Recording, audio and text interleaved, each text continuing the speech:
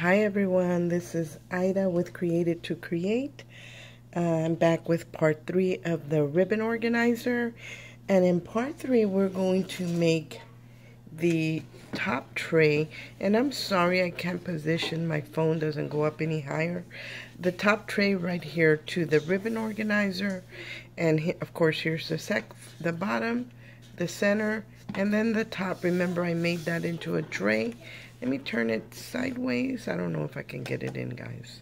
But anyway, today we're going to make this tray, and I'm going to hopefully walk you step by step on how I did this, the whole thing, and hopefully make it pretty quick. So let's get started, you guys. You are going to need a piece of chipboard, and you're going to need to cut it to measure 6 inches.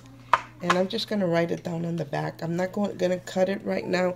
And this, of course, you need a heavy-duty trimmer to cut this piece out. So you're going to have to cut it. It's 6 inches by 11. So it's going to be the full length of the sheet by 6 inches wide. So after you do that, you're going to take your paper trimmer that is for paper, not the heavy-duty one, and you're going to pre-cut. You're going to line up at, I'm sorry. You're going to line up at, I'm going to move it all the way to this side. Usually I use my other side, but this is more for you than for me. So I'm going to line up right here at the 1 inch mark, and I'm going to pre-cut it. Now mine is already cut, so this is not, I know some of these cutters, paper trimmers, have a blade that's for scoring and one that is for cutting. This one is the one that's for cutting, and you will go ahead and run it through, like mine's already run all the way through, back and forth once, and then you're gonna move your chipboard to the 5 inch mark, and you're gonna repeat the same step. You're gonna run your blade all the way through and back. So remember, 6 by 11, and you're going to score, you're going to pre-cut at 1 inch and at 5 inches. So after you get that done, this is what you end up with. And when you fold over the cuts, you just get like a 1 inch lip on either side of this paper. And I am going to go ahead and glue it to show you how I do that. Because like originally when I first did the video, I was walking you step by step, and ended up having to delete those videos. But I'm going to show you on this one. I am going to share with you. So I normally would take my scoreboard, and this is a small one. I really need my bigger one, but for the sake of the video, I'm using the small one.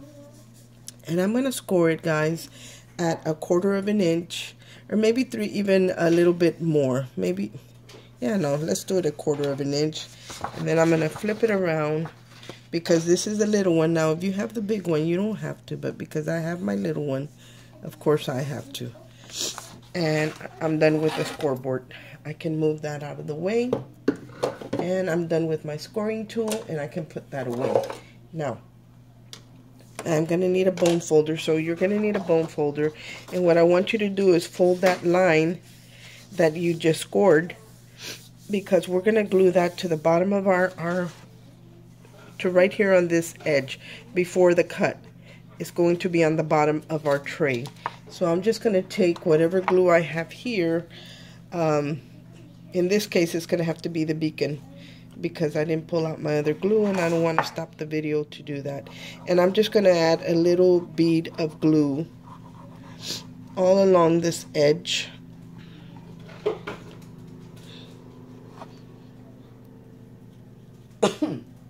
Excuse me, guys. If I cough or sneeze, guys, I'm still sick, but I'm trying to get over it. And I'm going to glue this down. I'm going to glue my paper down right on that little piece. The crease, maybe if I flip it this way, you'll better see it. See, I lined it up right here where the crease is, right where this crease is, because I want to wrap it around. So I'm just gonna, and you can burnish it. I would, and normally I would probably be using my Scotch glue or my art glitter glue. That's what I would normally be using. But for the sake of this video, and because I already have this one here, I'm going to go ahead and use my beacon. Now, I'm going to get the beacon again, and I'm going to add glue to this little 1-inch piece, making sure I get right here where the crease is on the score line on the paper, and all the way to the top. Now, I didn't smother it in glue. It kind of looks that way, but I really didn't. And I'm going to flip this over, and I'm going to just apply pressure to the piece, just to make sure it's adhered nice and well, nice and good. And okay, so what I'm going to do now is I'm going to hold this lip straight up. See the paper sticking straight up? And I'm going to bend this over that little 1-inch piece. And the reason I'm bending it like this is because this is the shape that I want it to take. I don't want to open it up and cover it in paper and then try to bend it, because it will buckle. It will not work. So I'm going to open this up. I'm going to move the paper, and I'm going to apply glue to the inside piece that we just folded the paper over. And make sure to get it in the crease. You don't want it to come undone. I need to put a cup here where I can drop my glue when I'm done with it. So I'm just going to kind of apply some pressure, rubbing it back and forth. Again, I'm going to turn it on its side. And I'm going to apply, I'm going to burnish it with my tool here. And on this tray, I'm only going to finish one side, guys, because you're going to get the gist of it by just seeing the one side. You'll be able to do the other. So now we're going to apply glue to the bottom piece right here.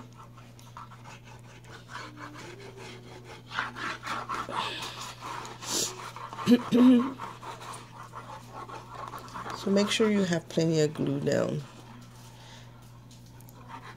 You know, actually, when I first started really scrapbooking, I started out with altering boxes, and then I started making boxes. So this was really my beginnings. It wasn't really embellishments. It wasn't cards or anything like that. It wasn't even shabby when I first started out. But because that's how I started out, these boxes, you know, they're not very difficult for me. And the more you do it, you know, the better you get at it. So I'm going to burnish this. I can smell that glue. I'm going to burnish it to make sure it makes good contact, especially right here where the crease is in my... where the fold is right here. You want to make sure that's nice and burnished, that it's glued down. And right here, because this is where the other piece comes up. Okay. So I'm going to bend it like this. See, I'm bending up the chipboard. That way the paper bends as well. And I'm going to add glue to the other 1-inch strip that's on the opposite side. So we're going to do that. Let me just hold this paper up. This glue's pretty quick, actually. I like it. I actually do like working with the beacon, and I do go through it pretty fast. Okay.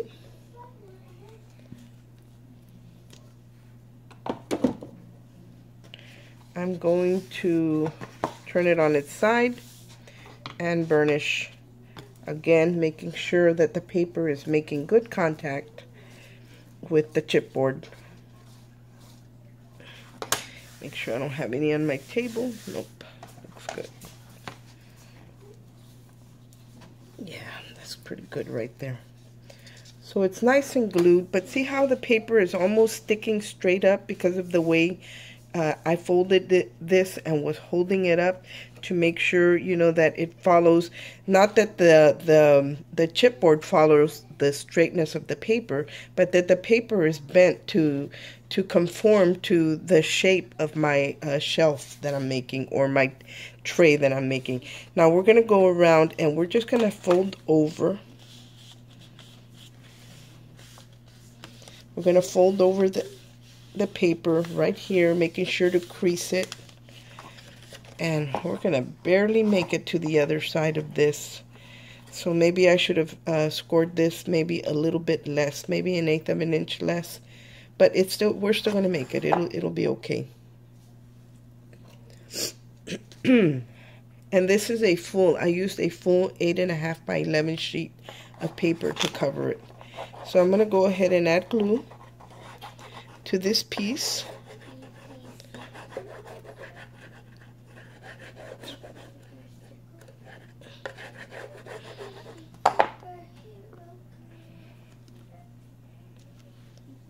And we're going to glue this down as well. So I'm going to hold it like this first, and then I will turn it on its side and make sure it's nice and burnished. And I'm sorry for the shaking, and I got to figure out a way, guys. I'm using different areas to record and trying to figure out the best way to do it, the best lighting. But until then, you just bear with me, please. Okay, so there it is, and now we have this little piece left over. So see, I really wanted more than this left over. This is only about 1/8 of an inch, so maybe I should have left a little bit less, scored a little bit less on this side, but it's still enough to go over that little edge, and that's what you wanted to do. You really wanted to wrap around the whole thing, but my paper is only 8.5 inches, so if you're using a like a 12 by 12 paper pad, of course, then instead of doing an 8.5, I would recommend that you do it a 9-inch width, and 9 by 11 instead of an 8.5 by 11. That way you would have that little extra 1/2 inch. But I think this is going to work, and I'm going to just kind of turn this in and kind of run my finger along the edge, get it to glue down to conform to with my tool here, hopefully getting it to stay where I want it to. And just, you know, hold on to the side so it doesn't go flat, and you'll get it to glue down. But like I said, if you're using a 12 by 12 paper pad, then I would say cut it 9 inches by 11. That way it will wrap all the way around with plenty to spare, and you won't have any issues. But because I'm using digital paper, it originally is an 8 by 8, and I'm having to stretch it, and you know, and my printer is only the regular standard printer for the US. It doesn't go any, I know there's some printers that are extra wide, but that's one toy I don't have. So I'm having to print this, and even if I did, this paper is designed into an 8 by 8 format. Okay, there it is. See, I got it to stick down, and I am going to add another piece here so nothing's going to show. Now the next step on this to make this shelf is going to be to cut 2 pieces that measure, cut up a little piece of strip that measures almost the full width of your tag die, which is 4 1/4, and you're going to go just a little under 4 1/4, so your sides, the blade does not catch the sides of your paper. And so you're going to do it maybe 4 3. I don't know, guys. It's just right under 4 1/4. So that's what I'm going to say. As long as it doesn't touch the sides, hit the sides of your blade by 1 3/4 inches. And you're going to line up your tag die kind of like what I did here. I left my designer paper in here so I could show you, because you're going to do this with the designer paper, and you're going to do it with your chipboard. With my, see how I did? You can see the sides that it's almost as wide as the tag, and which is a little under 4 1/4, but the width of my strip is only 1 3/4 inches. So, and then I lined up my tag right to the very edge, and I used some washi tape to hold it down. That way it doesn't shift on me. And this actually is 2 pieces of designer paper. Because it's only printed on one side, I put both printed sides facing each other. So that's what I did, because I needed 2. And then you're going to need 2 of the chipboard. You're going to do the same process. You're going to do the same process. So, cut 2 of these. And I went ahead and cut 1, even though I've already done it, just so I would have something to share with you. So let's move this, and you're going to see that it does cut fine. My tag die cuts fine through the 2 pieces of designer paper. So these are going to be to cover my sides. And I'm going to move that aside, and then I'm going to cut this. Remember, when we run it through, it doesn't cut all the way through, but it does leave you enough that you can just follow the outline of the tag die by folding over and cutting that last little piece that's hanging on. And I do run it back and forth a couple of times, but that's about it. And you don't need these to be double thickness, so you only need to cut 2 of these, 1 for each side. And let me move this. And this measures, again, here's the measurement. You will cut the strip a little under 4 1/4 from side to side, and the width would be 1 3/4. And I am going to go ahead and use my scissors to kind of trim out, because it doesn't cut all the way through. And I don't know where my X-Acto knife is, so, you know, my daughter borrows my tools, and she doesn't necessarily put them back or bring them back. Or if she does bring them back, who knows where she puts them. So I kind of, sometimes I lose my tools. So let me try and punch this out. Make it, you got to hold on right here. Make sure you don't rip that top of your tag. And then I'm going to go in with my scissors and clean it up just a little bit. So if there's any showing here that you need to trim off, just use your scissors to do that. Like I see there's a little piece right here that needs to come off. And I'm not really cutting into my chipboard. I'm cutting into that loose layer that's in the back. That's all I'm doing to kind of clean it up some. I think this needs a little bit more right here. Okay, so what we're going to do with this piece, we're going to take the designer paper that we cut, and let's see if I have a little bit of glue left in here. And we're going to add glue to adhere it on here. This bottle is almost running out, so I'm having trouble for it to come out. There's that. And I'm going to line this up. Now, right here would be the time that if you're going to color the edges on your chipboard, of course you would do it before you add your paper and all that good stuff. I'm not going to worry about it right now for the sake of the video, but this is when I would do it. And let's burnish. Make sure it's made contact and that it didn't shift on you like mine did. Anyway, so this is what it looks like. Again, we're going to use the hinge again. Remember the hinge that we used previously on the other video? So we're going to do the same here. We're going to line that up, and we're going to go the full length of this, and we're going to cut this off. And we're going to give it a little hinge to attach it to our box. Now we're down the home stretch now on this piece, guys, because hopefully by now you guys already adhered your, since I showed you how to adhere your layers together already, your bottom and the middle section or shelf should already be adhered to your piece. And I'm going to add glue to one side.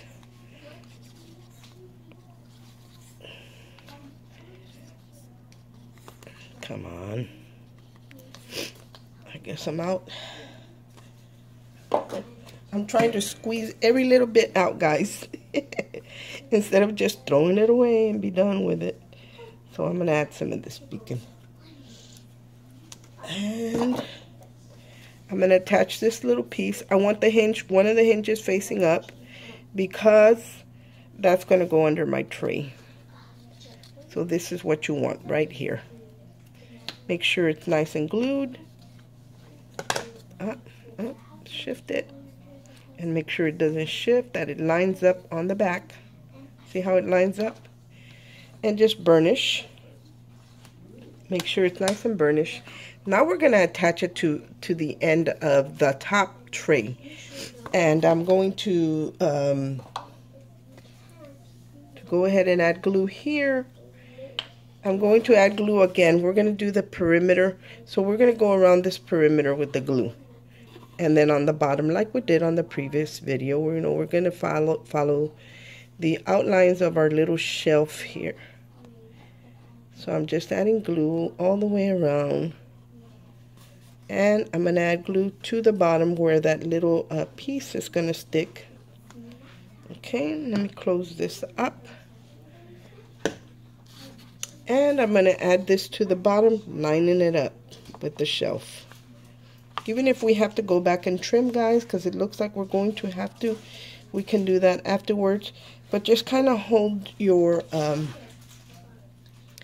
little shelf for a minute until it dries. I'll just hold it for a minute, at least long enough that I can let it go.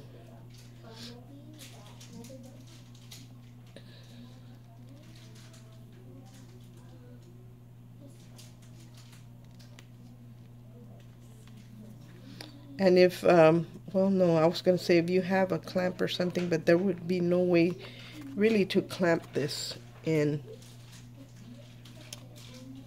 You know what I'm going to recommend, guys? Instead of cutting it, because I see this a little shy, and it might be the way I lined it up. See how it's a little shy of the edge of here? You want it to reach the edge. So you kind of, depending on how you line up your die on your chipboard piece, that's going to make a difference. So make sure the blade goes all the way to the edge of your little chipboard piece before you cut.